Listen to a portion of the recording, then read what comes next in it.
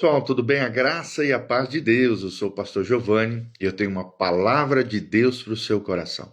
Estamos numa série de estudos sobre o livro de Atos, Atos dos Apóstolos, também conhecido como Atos do Espírito Santo, e começamos lá no capítulo 1, já estamos no capítulo 21, e hoje vamos juntos nessa jornada linda, através da palavra de Deus, aprender princípios e valores espirituais que vão com certeza abençoar a sua vida. Por isso, aperta os cintos, né? Abre o seu coração, deixa Deus falar com você através do texto sagrado. E eu tenho certeza que Deus vai fazer coisas maravilhosas na sua vida. Amém? Atos 21, versículo 1 diz: Depois de nos apartarmos, fizemos-nos a vela e, correndo em direitura, chegamos a Cós. No dia seguinte, a Rhodes, e dali a Pátara. Achando o navio que ia para a Fenícia, embarcamos nele seguindo viagem.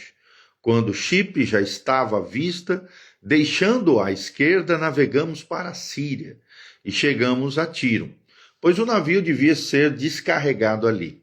Encontrando os discípulos, permanecemos lá durante 7 dias, e eles, movidos pelo Espírito, recomendavam a Paulo que não fossem a Jerusalém. Passados aqueles dias, tendo nos retirado, prosseguimos viagem, acompanhados por todos, cada um com a sua mulher e filhos, até fora da cidade. Ajoelhados na praia, ali oramos. E despedindo-nos uns dos outros, então embarcamos, e eles voltaram para casa. Quanto a nós, concluindo a viagem de Tiro, chegamos a Ptolomaida, onde saudamos irmãos, passando um dia com eles. No dia seguinte, partimos e fomos para Cesareia, e entrando na casa de Filipe, o evangelista, que era um dos 7, ficamos com ele. Tinha este 4 filhas donzelas que profetizavam. Demorando-nos ali alguns dias, desceu da Judéia um profeta chamado Ágabo, e vindo ter conosco, tomando o cinto de Paulo, ligando com ele os próprios pés e mãos, declarou: Isto diz o Espírito Santo. Assim os judeus em Jerusalém farão ao dono deste cinto e o entregarão nas mãos dos gentios. Quando ouvimos estas palavras, tanto nós como os daquele lugar, rogamos a Paulo que não subisse a Jerusalém.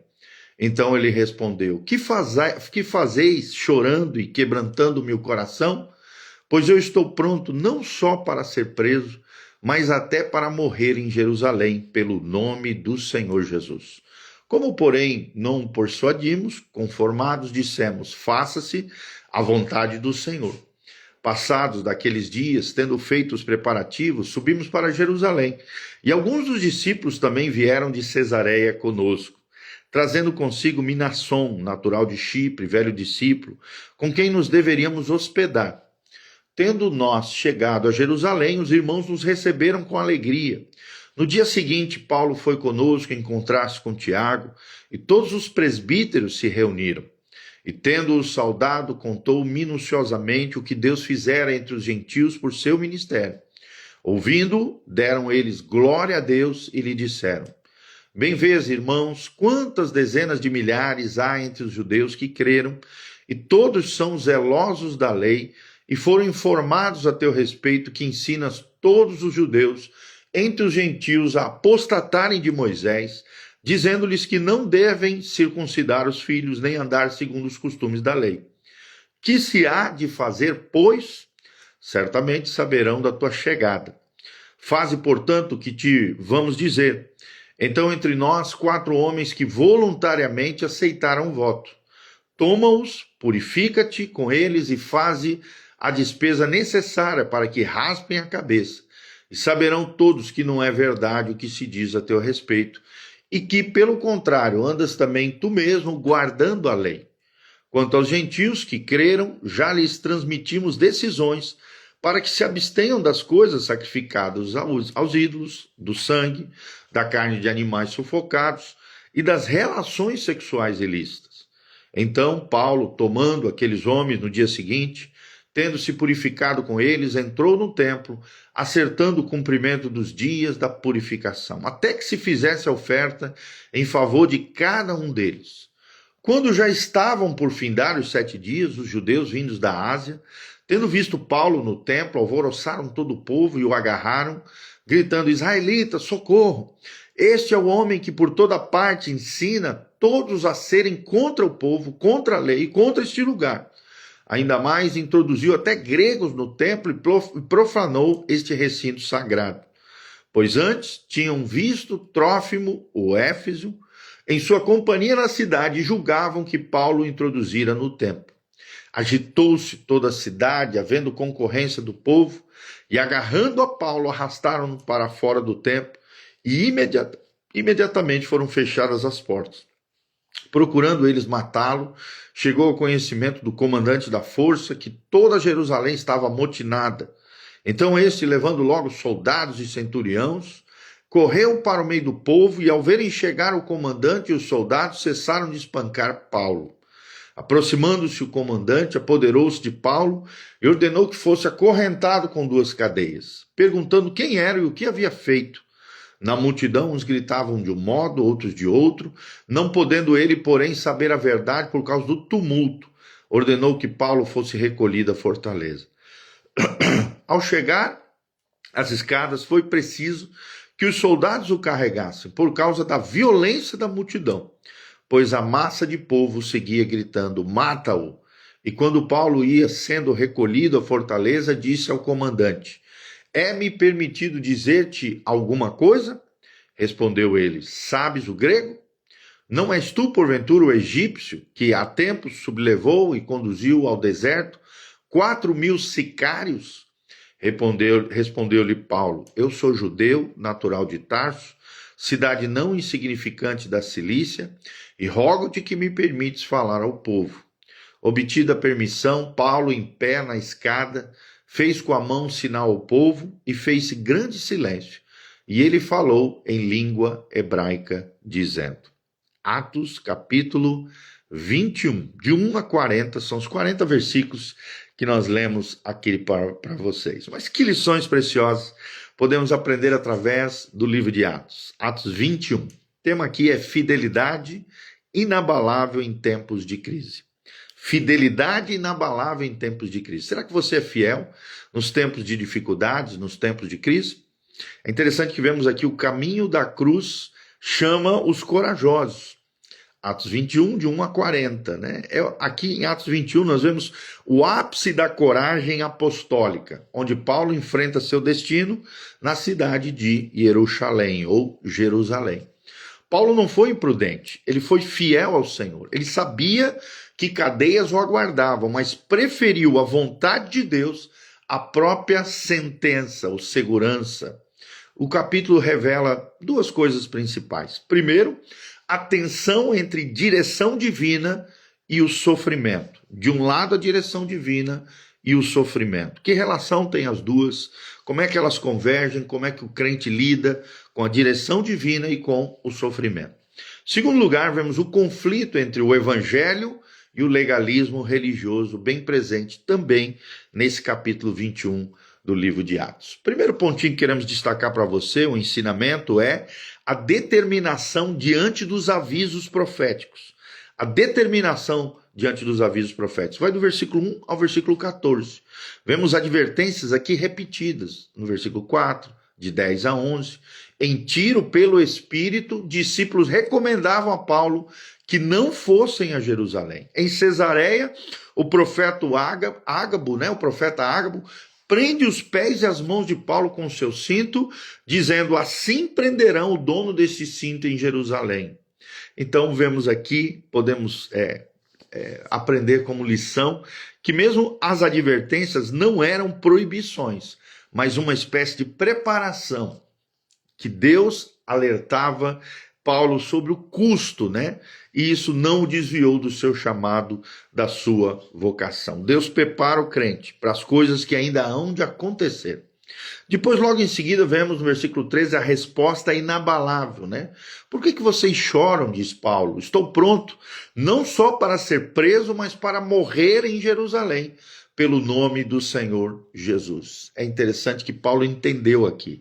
A obediência ao Espírito Santo inclui também sofrer por ele. Então, a obediência ao Espírito Santo muitas vezes nos faz sofrer por amor a Jesus. A fidelidade não negocia com o medo e Paulo permanece fiel, mesmo em meio à crise, mesmo em meio às dificuldades. Segundo pontinho que trazemos para vocês, o conflito em Jerusalém entre legalismo versus a graça de Deus. Legalismo de um lado e a graça de Deus de hoje, o conflito em Jerusalém. Do versículo 15 a 26, vemos a proposta dos líderes naquele lugar. Tiago e os anciãos alertaram, milhares de judeus creram, mas não são zelosos da lei, diz no versículo 20. A solução foi que Paulo deve pagar as despesas de 4 nazireus. No versículo 23 a 24 vemos isso, para provar que ele não ensinava judeus a abandonarem a Moisés, mas sim a seguirem a Jesus. Então a estratégia aqui foi política, mas não espiritual, porque não resultou numa algo, que realmente foi efetivo. Paulo cedeu para não escandalizar, mas o legalismo não se aplaca com concessões. É interessante que vemos o risco aqui da ambiguidade, né? Paulo purifica-se juntamente com outros 4 nazireus, mas isso não evitou o tumulto. Então vemos que muitas vezes quando cedemos, à religiosidade, ao ritualismo, para agradar pessoas, é uma espécie de minar o evangelho da graça. Cristo já cumpriu toda a lei, então cabe a nós obedecermos a Cristo. E não queremos agradar as pessoas através de ritualismos, cerimoniais, religiosidade aparente, nada disso agrada o Senhor Jesus. Cristo já cumpriu toda a lei, está lá em Gálatas 2:16. Aí vemos o terceiro pontinho, o tumulto no templo. A terceira lição é o tumulto no templo. E vemos aqui o preço da fidelidade, do versículo 27 ao 36. Vemos uma acusação falsa, Os judeus da Ásia incitam a multidão, dizendo: este homem ensina contra o povo a lei e este lugar, que era o templo ali em Jerusalém, introduzindo gregos no templo, diziam eles. E é interessante que vemos aqui um grande esclarecimento. A acusação era mentirosa. Paulo nem estava com Trófimo no templo, que era um grego, mas revela o ódio religioso, a inclusão gentílica, o ódio dos judeus com relação a outras nações, outras etnias que não eram judaicas. Vemos claramente aqui uma espécie de segregação, marginalização de outros povos que não fossem judeus. E nós não podemos aceitar isso também hoje no meio da igreja. Então vemos a violência, a intervenção romana ali do versículo 30 ao 36, Paulo é espancado pela multidão, mas é salvo pelo comandante romano Cláudio Lisias. É interessante, Vemos aqui que Deus usa até autoridades pagãs, ou seja, que não são crentes, para proteger seus servos que o servem nos seus propósitos. A missão de Paulo não terminaria ali. E por último, o quarto pontinho, vemos a defesa no degrau, a oportunidade que Deus abre em meio à crise. Então, do versículo 37 ao 40, para fechar aqui o capítulo 21. Vemos que Paulo pede a palavra em grego e surpreendendo o comandante que ali estava. Ele não se acovardou, pelo contrário, ele cresceu, ele elevou o degrau, ele subiu num novo patamar e fala a multidão ali em hebraico, em aramaico também, preparando o discurso que nós vamos ver na seguinte capítulo 22, o discurso paulino aqui, diante de toda essa confusão. Deus abre uma oportunidade no meio da crise para que Paulo pregasse ali diante daquela multidão que queria matá-lo, estava espancando, estava violentamente querendo destruir e assolar a vida de Paulo. Então, nós aprendemos aqui que até acorrentado, Paulo evangeliza. Seu cárcere virou um púlpito para a glória de Deus. A fidelidade transforma crises em plataformas para Jesus Cristo.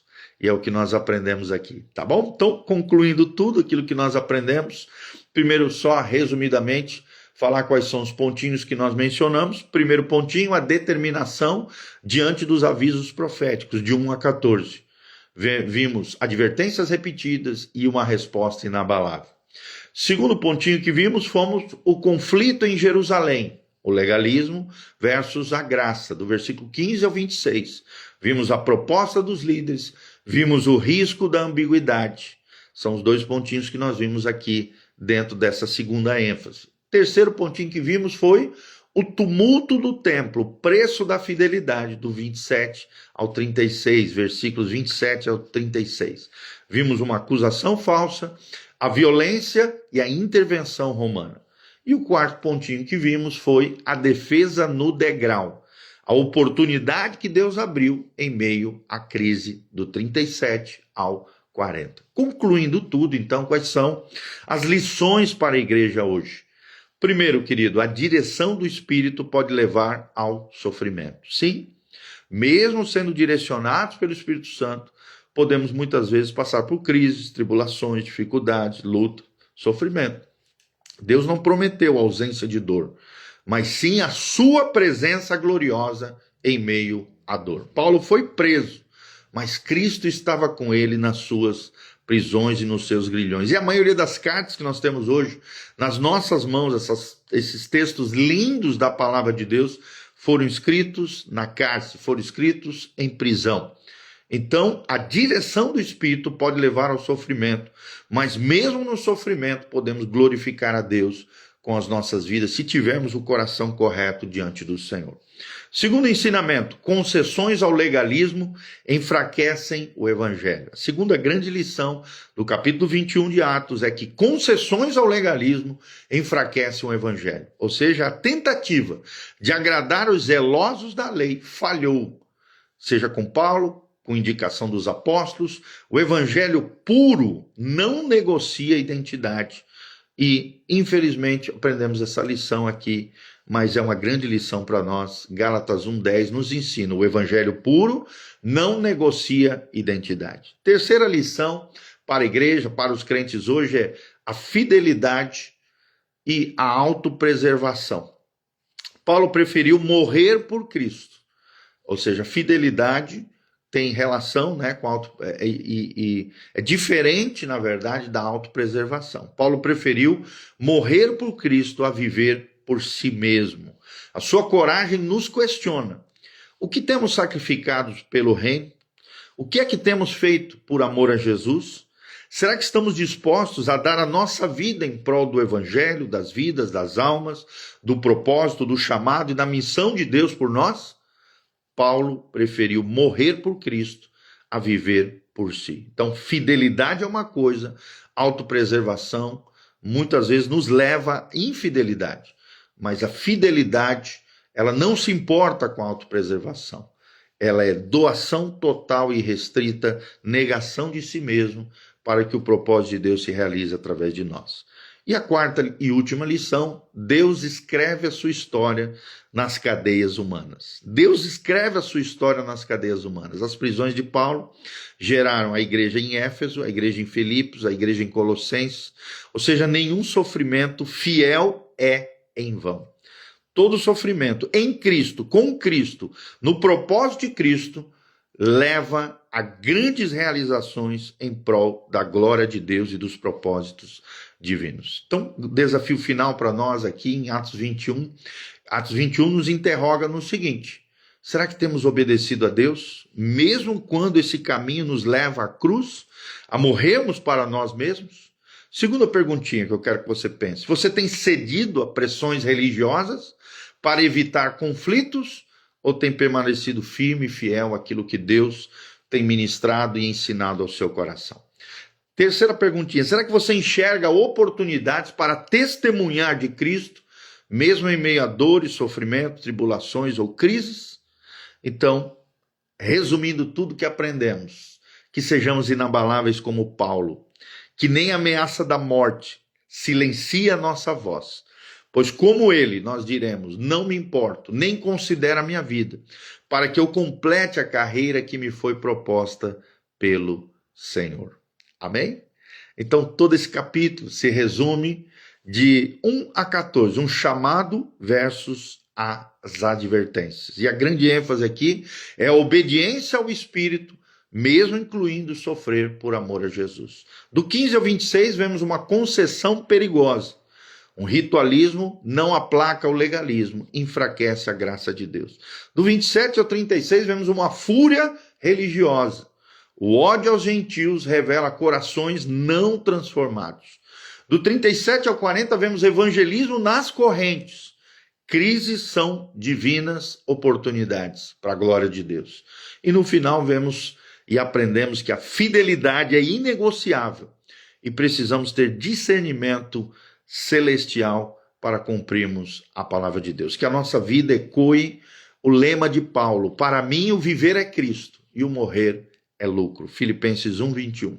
Que nem as cadeias de Jerusalém, nem as prisões pós-modernas nos façam calar, porque maior é aquele que está em nós do que aquele que está no mundo. Amém?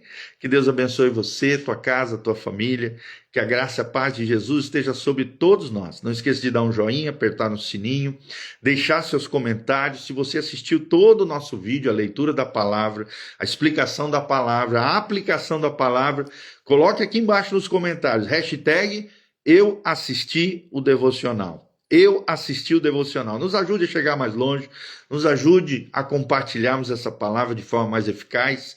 Aqui embaixo também tem todas as informações do nosso ministério, da nossa igreja. Tem também todas as nossas redes sociais, as informações para a contribuição. Se levante em fé como um colaborador fiel daquilo que Deus está fazendo através desse ministério. E vem estar conosco todo domingo, às 9 horas da manhã, temos Escola Bíblica Dominical, um culto matinal. Às 19 horas, temos o culto da família. Toda terça-feira, 19h30, temos o Instituto Bíblico Casa na Rocha. Instituto Bíblico Casa na Rocha. Se você quiser aprender mais da palavra de Deus, se você quer ser mais maduro, sábio, cheio do Espírito Santo, aprender um conteúdo teológico, sistemático, abençoado para o seu coração, doutrinas cristãs, vida cristã prática, liderança espiritual, vem estar conosco toda terça-feira, 19h30, de graça, aberto a todos na nossa comunidade Igreja Casa na Rocha, tá bom? Continue conectado conosco, dá um joinha, aperta no sininho, compartilhe com outras pessoas e que a graça e a paz de Deus esteja sobre todos nós. Vou terminar orando pela sua vida e desde já nós agradecemos o carinho, a generosidade, o amor dos irmãos com cada um de nós. Pai, nós encerramos essa oração apresentando a Bel Lima, meu cunhado, José Carlos Cione, a Cacanelli, a Regina Ribeiro e a Raquel Mateus, que estão aqui conosco nessa madrugada, estudando a tua palavra junto com os teus servos, junto com teu filho, Pai. Ó Deus, que possamos ter essa coragem de Paulo, não nos acovardarmos diante dos desafios da vida, diante das adversidades, das crises, possamos compreender com discernimento, Pai, as direções divinas para a nossa vida. Que possamos, ó Deus, ver na crise oportunidade, permanecermos fiéis, inabaláveis diante do Senhor, para a glória de Jesus Cristo, o nosso Deus, o nosso Senhor e o nosso Salvador. Nos capacita, Pai, a vivermos a vida cristã, porque para nós viver é Cristo e o morrer é lucro, Pai, por isso nos doamos a nossa vida, o nosso ser, os nossos recursos, aquilo que temos, aquilo que somos. Tudo pertence ao Senhor, somos apenas mordomos de tudo aquilo que o Senhor tem confiado a nós, Pai. Levanta os caídos, cura os enfermos, sara os feridos, restaura o teu povo, aviva a tua obra, Pai. Abençoa os teus filhos e filhas que nos ouvem todas as manhãs através desses ensinamentos, dessas lições, desses devocionais. Nós colocamos tudo isso diante do Senhor e pedimos a tua graça sobre cada um deles. Ajuda-os nas suas necessidades, traz a resposta que eles estão necessitando e precisando. Manifesta a tua graça, a tua unção e o teu poder sobre eles. É o que nós te pedimos de todo o coração, para o louvor e glória do teu nome, em o nome de Jesus. Amém. Amém e amém. Grande abraço, Deus os abençoe. Louvado seja o nome do Senhor.